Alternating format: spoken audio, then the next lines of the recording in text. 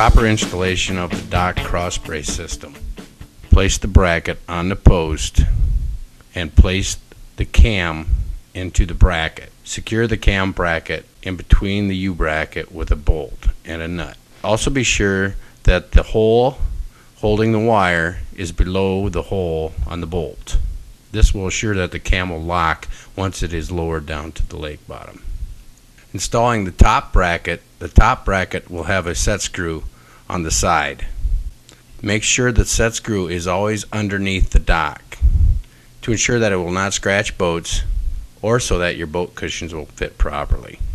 When installing the top bracket, which will consist of a U-bracket, a camshaft, and a turnbuckle, place the camshaft inside the U-bracket to be sure that the hole with the turnbuckle is above the bolt on the top bracket.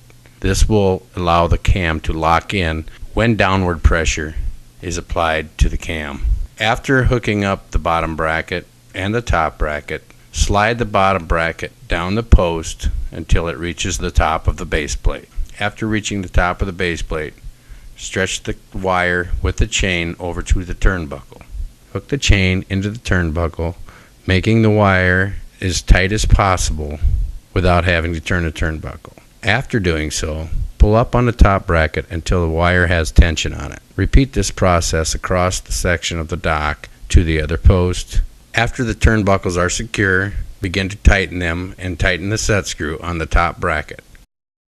Typically, we install the dock bracing at the end of the sections, on the end of the dock, and at the end of the L sections. Then we go back every 2 to 3 sections depending upon the depth of water.